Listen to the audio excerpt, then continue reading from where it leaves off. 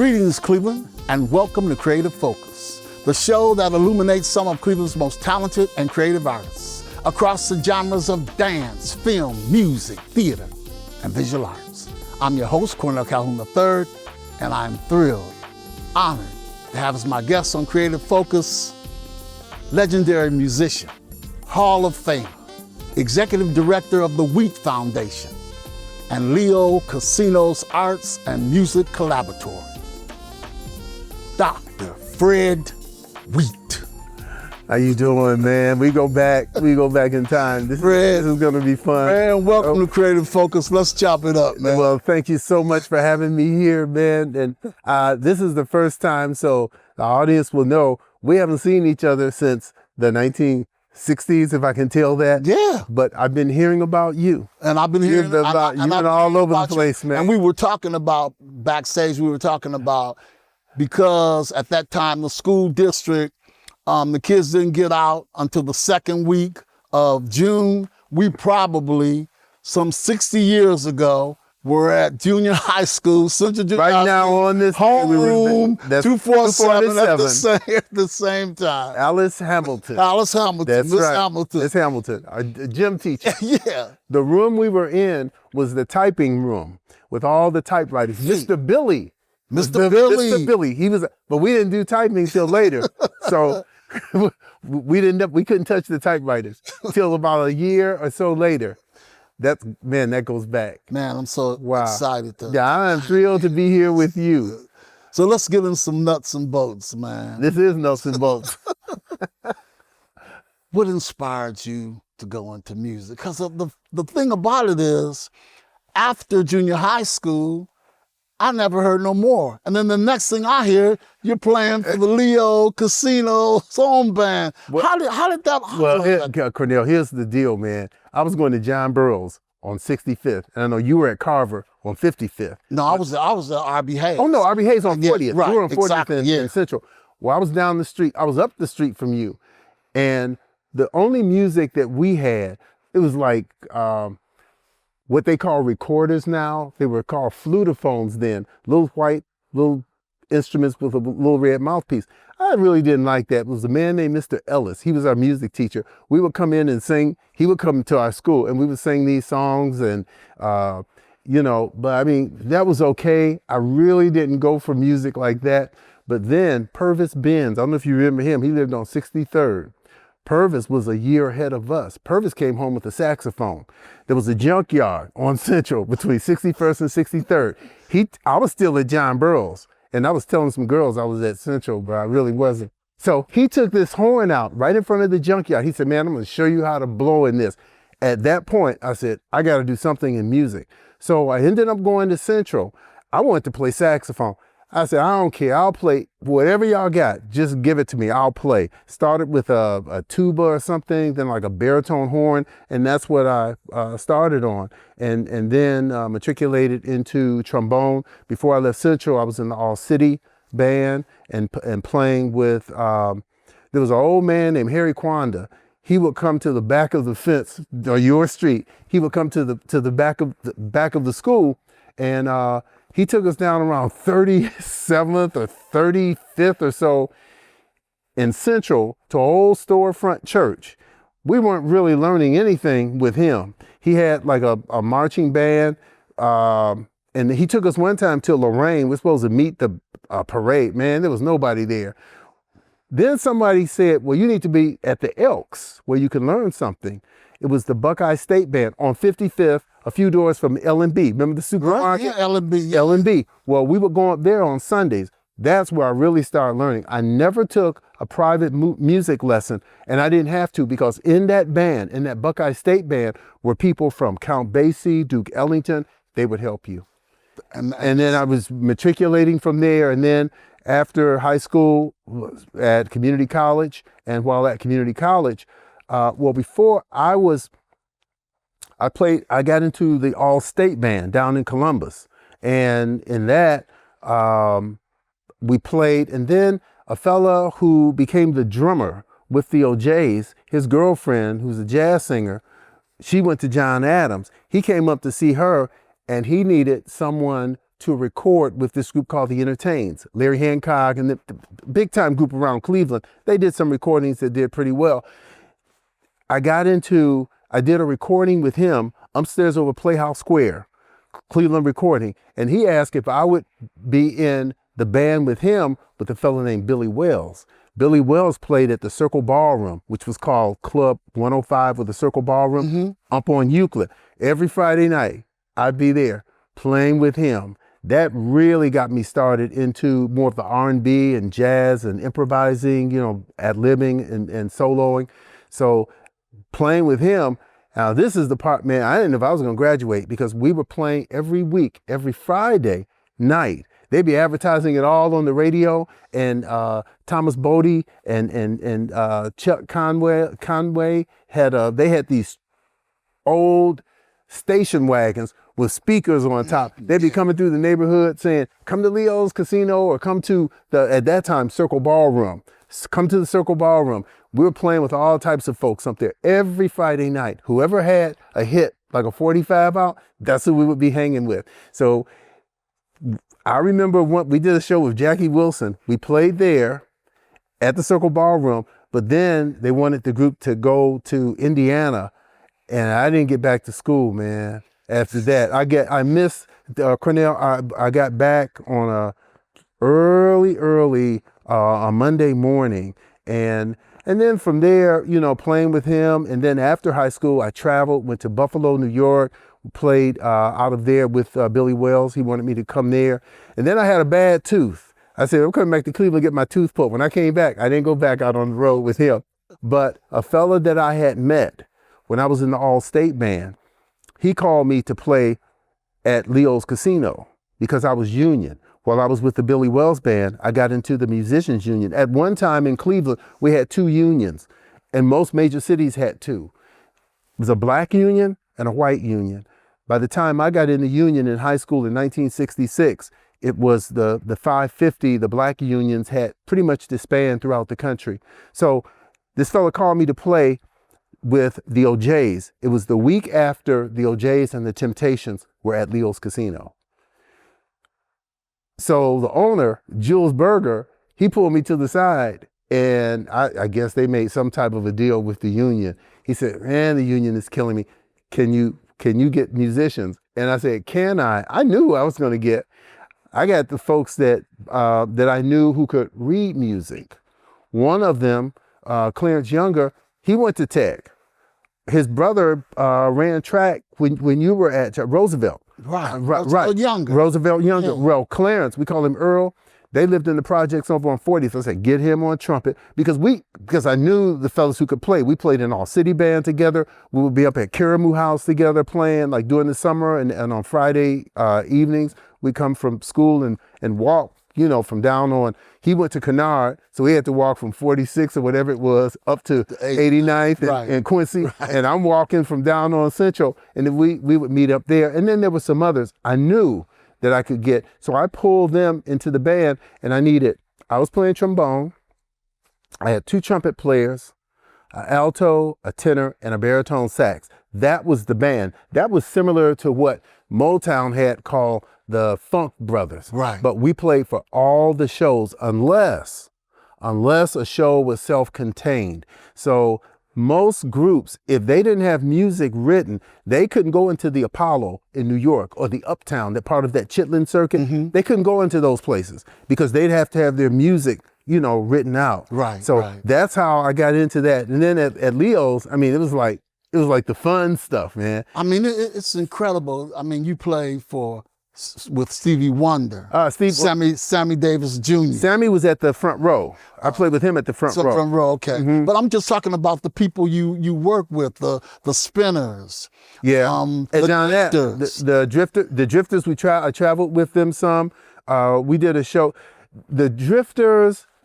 You probably asked me about one of my favorite groups. The Drifters was one of them because I liked the music. Never played Leo's with them.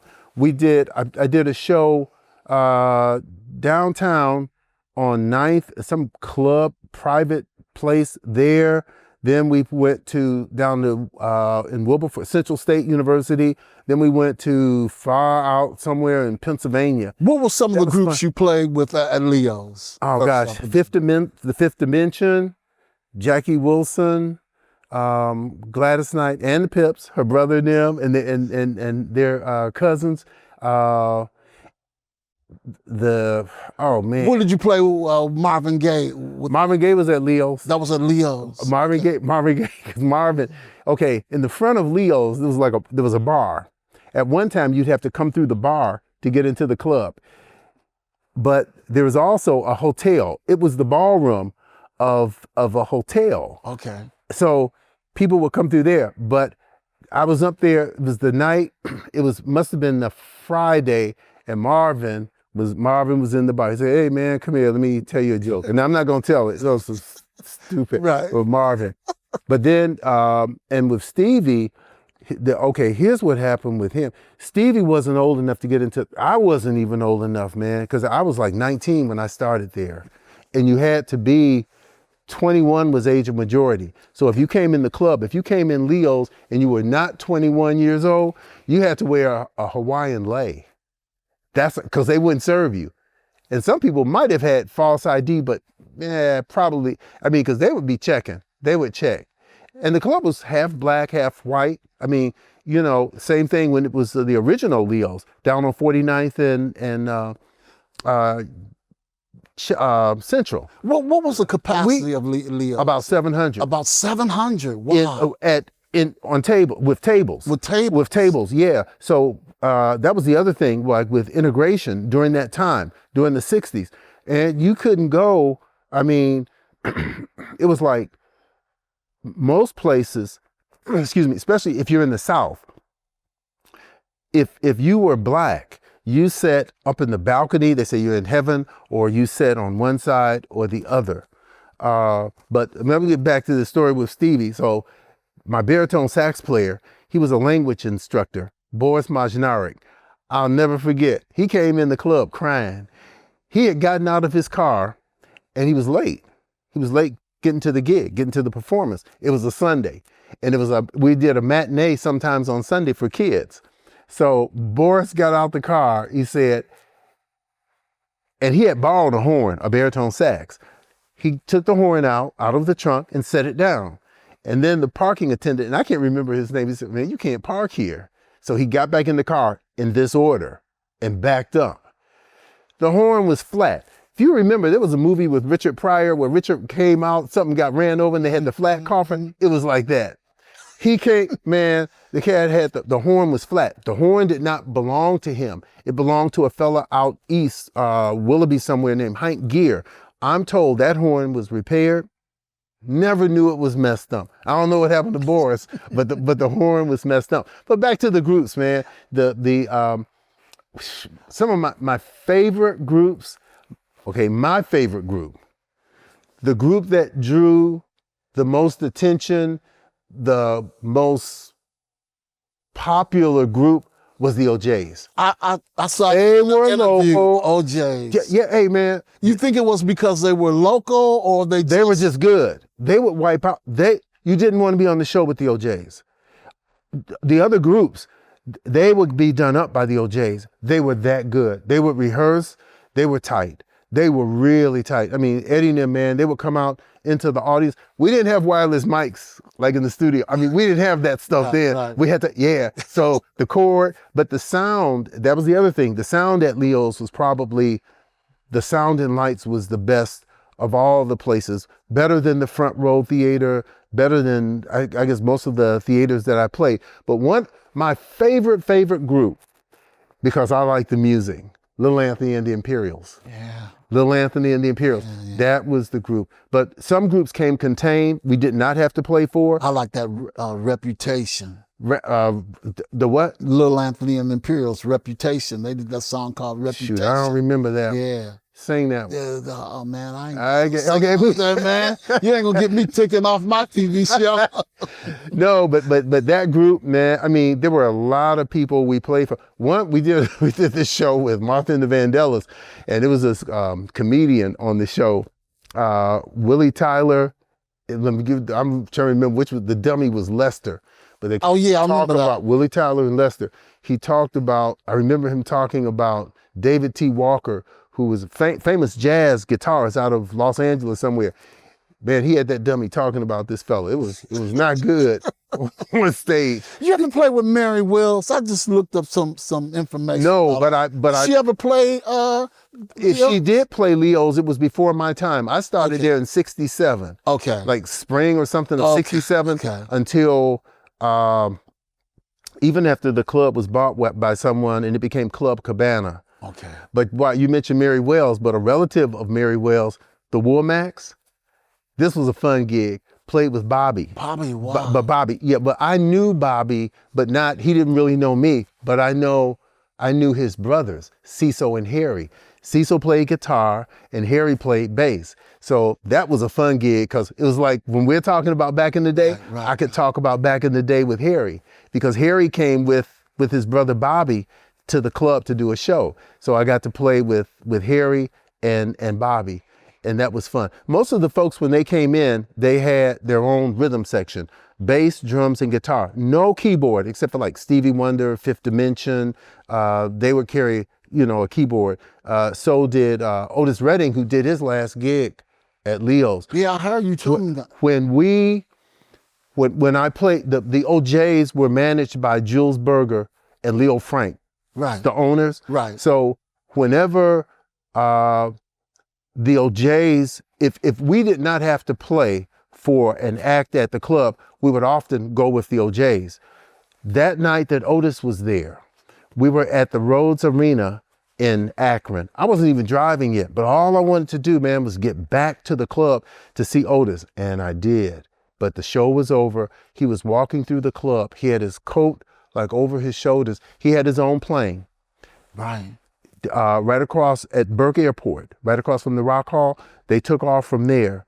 And one or two of the fellas didn't go, and they wanted the person who actually ran Leo's. That was Freddie Arrington. He was the one that really kept, if there wasn't a Freddie Arrington, he lives down in Florida now, there would have been no Leo's. It was Freddie Arrington. During the uprising, all of that, it was Freddie that kept that place together. He was the one. So I saw Otis, and then that next morning, that Sunday, well, it was Sunday actually when I saw him, because it was about 1 o'clock when we got back from Akron over down to the club, and Otis was walking through and the band was walking through, and I remember the drummer had his snare drum under his arms, and then that next morning around 10 o'clock, Jules Berger, the owner, called me. He said, man, Otis and the group, they all got killed. Their plane went down, and then he had to mention the money. He said, and I don't remember, it was either a 20, now this was back then. Right. This was for Otis Redding. Right. And the Barcades was his backup group. They were kids too. We were all like kids. So he said he paid Otis in cash. It was either $2,500 or $3,000. Now that was back in 1967, like December, because I had only been working there since the spring or summer, but he paid him in cash. He was probably mad because that money went down in that lake. Yeah, but one of the folks survived, and then one did not go. I'm told he had met a girl or something at the club at Leo's. He didn't go, but a lot of performances, man. Every Thursday through Sunday, this is the part I like, and the folks in my group, they like, we get to play different music. For instance, if you were performing, if you're an OJ, basically you do the OJ's music. Right. That's it. The Temptations, the Four Tops. That was another good group. I like the Tops. I mean, because we grew up on the songs, so for me, it's like, yeah, man, take me back. Too, right? Spinners didn't play I didn't play the Leo's with the Spinners. I did a show at a place outside of Cleveland called, what's the place? They opened in the early 70s. The outdoor amphitheater. Where did you play Sammy Davis Jr.? The front row. That was the front row. Mm-hmm. Okay. Hey man, this cat would on stage, he would take this gold or a silver, I think it was gold, like a goblet, whatever you call these things. Mm-hmm. He would pour this wine and you could smell this stuff all over the auditorium. he would pour it and drink it on stage. Sammy, yeah. But Sammy was cool. As a matter of fact, one of the players with him, it was either the drummer or the bass player. I can't think of his name. He was from Cleveland. A lot of folks from Cleveland, people don't know about. They have no idea. So a couple decades ago, I started doing a documentary about some of the famous people from Cleveland. Not me, because initially people say, hey, write about yourself. No, when I started to research, man, I found all these people came before me. I'm talking about back into the 30s and stuff. Big time folks, right out of Cleveland. And people don't know. So Fred, was there a defining moment for you in terms of music when you felt, hey, I've made it? One of the biggest, there was a fellow named Maurice King. He was with Motown. So he would come to Leo's, and sometimes he would conduct, you know, depending on one of the Motown groups. There's a lot of Motown stuff, but not just Motown. Chess, you know, different record companies. But Maurice King, he was like the music arranger for Motown. And he would ask me, and I couldn't do this though, but it would always be in the winter when it's cold. He said, man, you want to go with the Motown Review? South. They had their own bus. They would go south. Now, they couldn't go, here, you know, we could pretty much go into the restaurants and stuff. Right. You couldn't go into there and eat. And then the hotels segregated. Here we had right on 55th, around the corner from our place, you know, we had the Majestic Hotel. Right. A lot of black acts would come there. Ike and Tina Turner, they probably fought in the hotel, but their bus would be parked in 57th Alley. I knew about them, but Maurice, Did Ike and Tina ever play Leo's? Not as I know of. Okay. It depends how Ike and Tina were together. I don't know. But no, I don't think, since I was there, you know, the club opened there on Euclid and 75th around 1963. The other one burned down, you know, about down back going towards the school where we were on Central, on 49th. That burned down in 62, and then around 63, that's when Leo, who was running the club there with his father on 49th, they took the Quad Hall Hotel on 75th and took the ballroom and then started having R&B acts. When it was on 49th, it was jazz. Okay. It was purely jazz. You know, history of the jazz cats. But I got to go back to your question about the defining moment. The defining moment was with when Maurice King asked me after Leo's. Well, it might have been something before then too, but what spurred me to what I'm doing today, it was Maurice King who asked me if I wanted to go out with Barry White, with the Love Unlimited Orchestra. I was about to take an administrative job with Cuyahoga Community College, working with their student activities department as an administrator, booking all the shows and stuff. So I said, well, man, I told them, I said, can I wait before I start? Because I did want to go with Barry, and I did. I left from Cleveland with a fellow named John, what's his last name is Steve Ships. Steve played with the Cleveland Orchestra. So they flew Steve and myself to Indianapolis. Then we took a small plane, a real small plane, because my instrument was damaged in the back of this real small plane. But we went to Bloomington, Indiana, and we took a bunch of folks from there because they have a great music school. We left from there. Some fellow, man, came with this bus from Chattanooga, Tennessee to Indiana and drove straight through to Houston, Texas, because our first engagement, the first gig was at the Astrodome with Barry. Wow. Right. So we got to this, first time I stayed in a Days Inn hotel, and then we could only sleep for a couple hours. It said, well, we got to be over at the auditorium, at the Astrodome. But when the downbeat came, that was really defining for me. Since then, I never had a group that big, but I did have close to that instrumentation, even with the group I have now. In that group, it was like, I guess 2 trombones, 2 trumpets, 4 French horns, oboe. These were classical type instrumentations for that classical genre of music.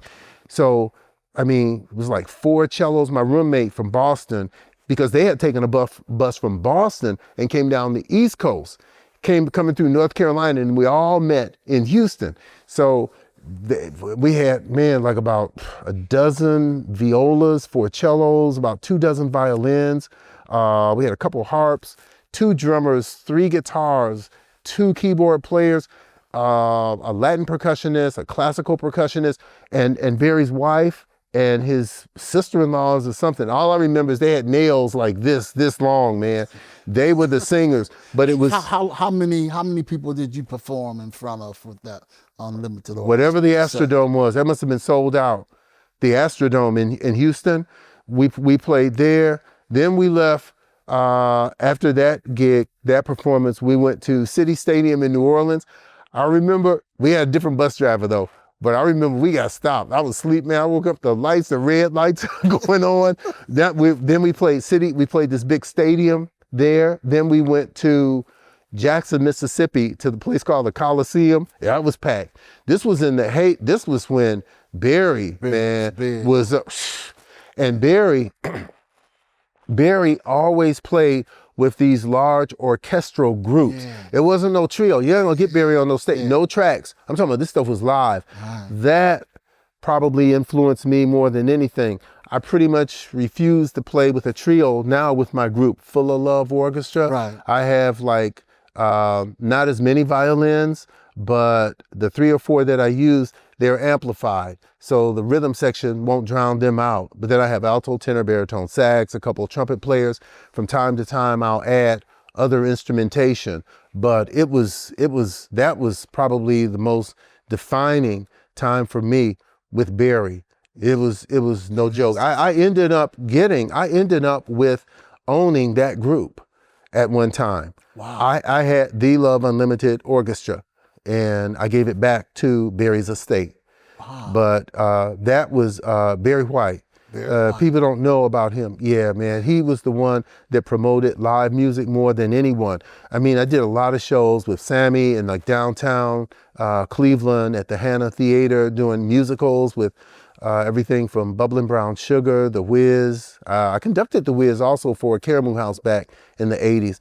But it was Barry. It was Barry Wheatt, yeah, more than anyone, because he believed in live music for sure, more than anyone. That's how he performed all the time. Now, there are other groups, I mean, because we used with Sammy Davis, we had strings with Grover Washington at the front row, had strings and stuff, but Barry, I mean, that was it. It was that orchestral sound. Right. When you start using French horns, sound like they're hunting and stuff, man. Then you got the oboes and stuff. I mean, that sound, once you do that, it's hard to play. And I had played, classical music. I played in the All-City Orchestra as well when I was in high school. We recorded at Severance Hall, but that was classical music. That was a different genre. Right. But then when you start talking about, what Barry plays, man. Yeah. So when you start talking about the classic instruments, those French horns and oboes and stuff, but now you're playing soul music, R&B music. Right. That's a whole different thing. Yeah, so you get that sound with that rhythm popping behind you. It's like, wow.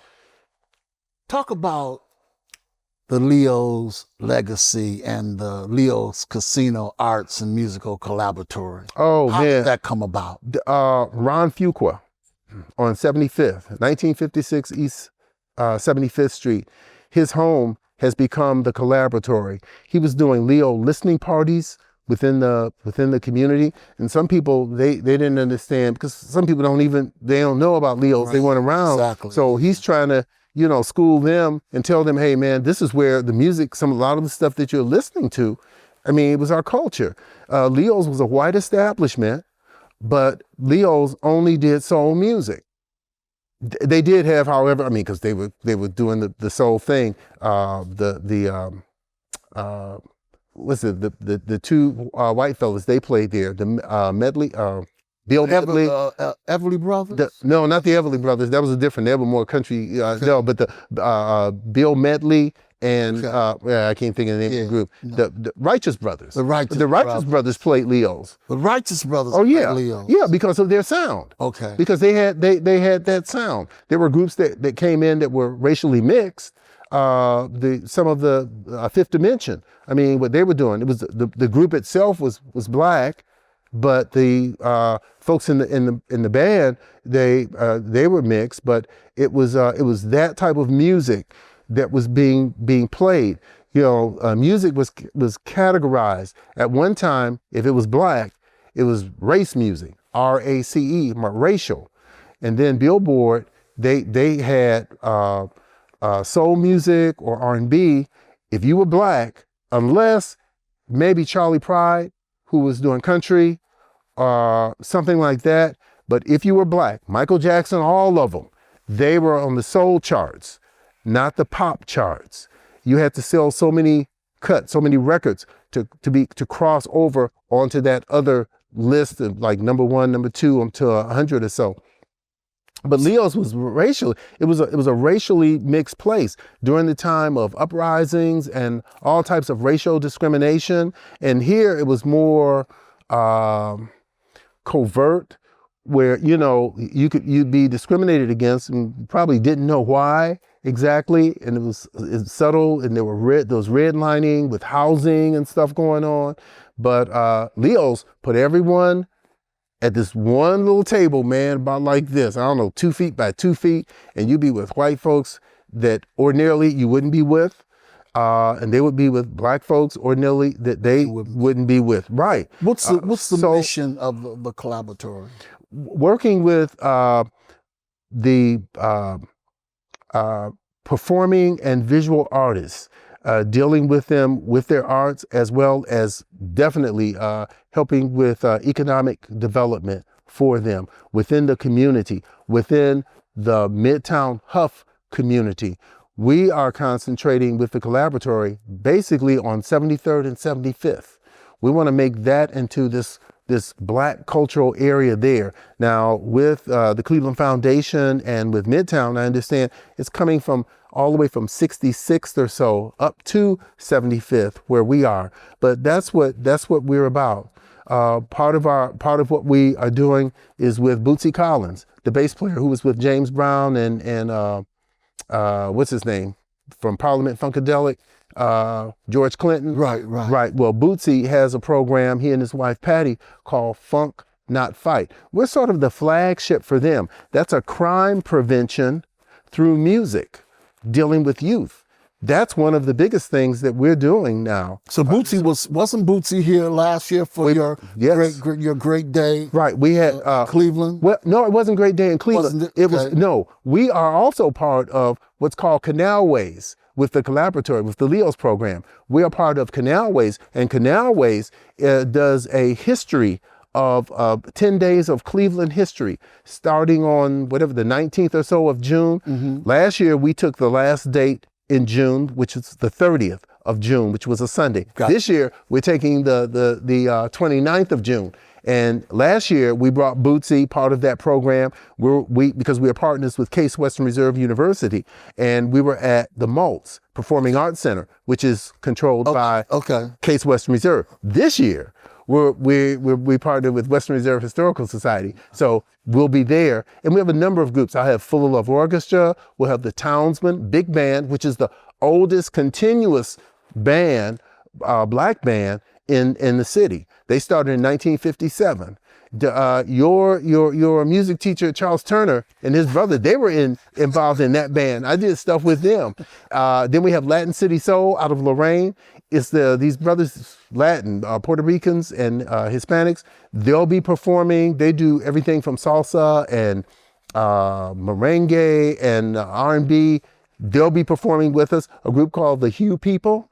They do more cultural type stuff. And that's the 29th. So all of those listening, if this broadcast takes place before then, check us out. That's the 29th? The 29th, it's a Sunday, 3 o'clock, 29th of June. And that's a great day in Cleveland? Is that Great Day in Cleveland is a documentary that I did about in 2001. Okay. When I just, I was actually, it started, the Temptations movie came out around 98 or 99. So channel KYC here in Cleveland, they asked if I would be interviewed. So I said, well, yeah. So they came out to the house, they interviewed me.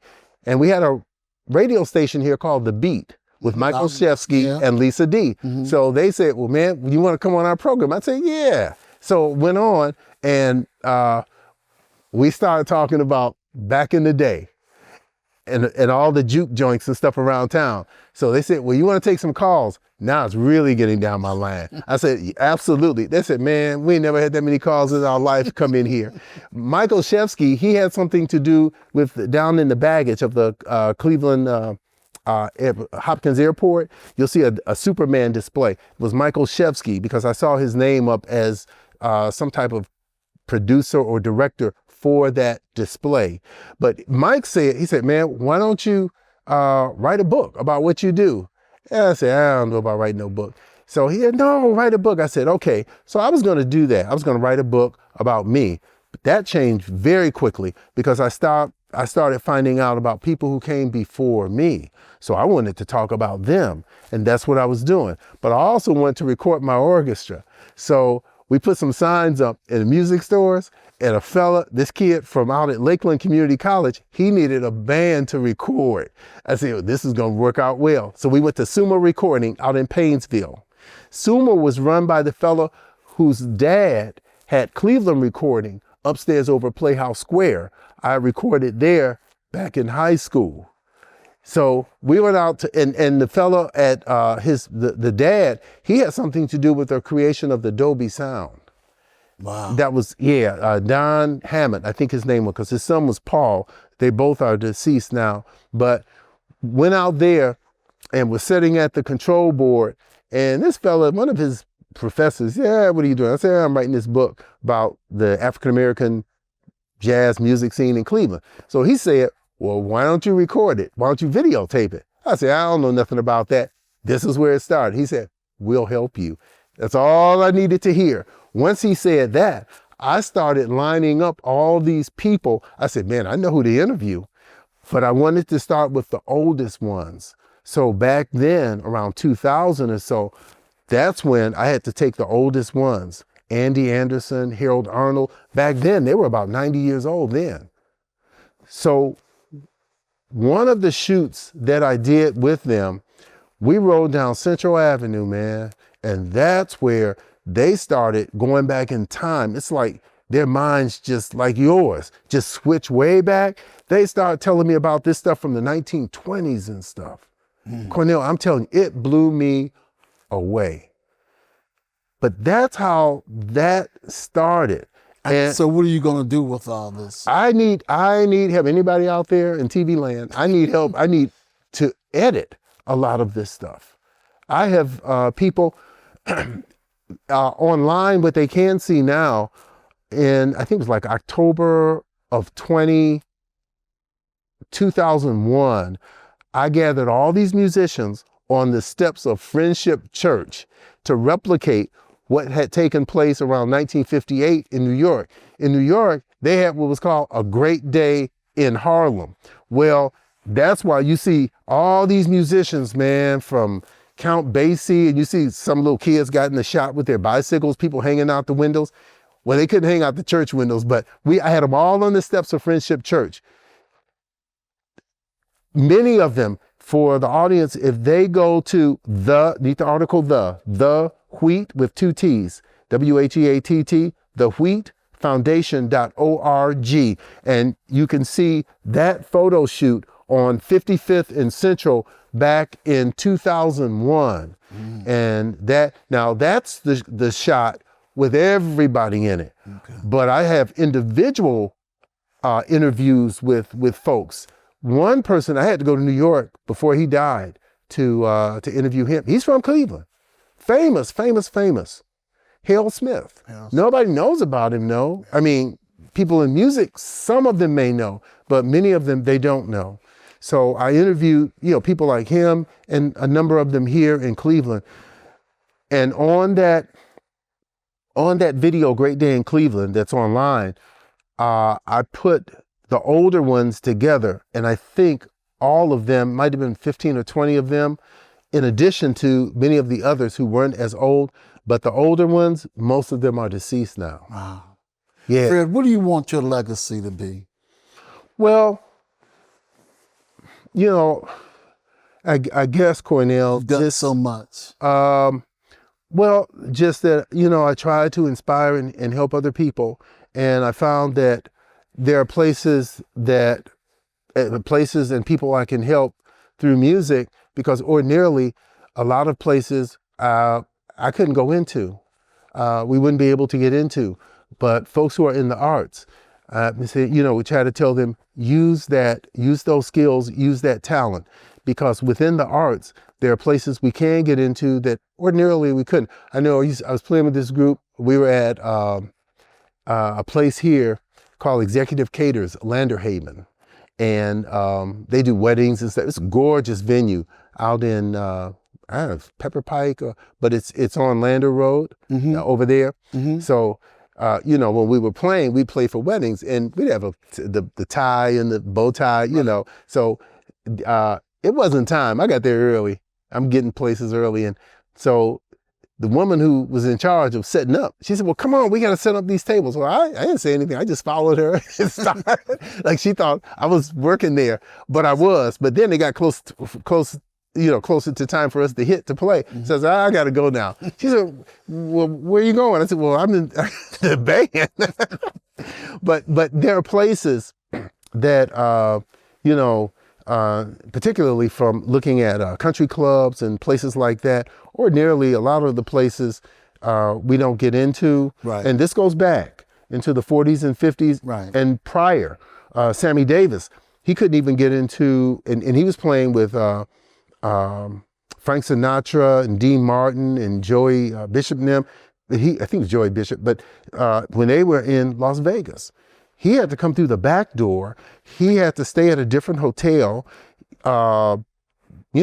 You can't sit out in the bar with people, and it's like that. Right. I talk with folks, with Basie, Count Basie, Duke Ellington, when they went to different cities.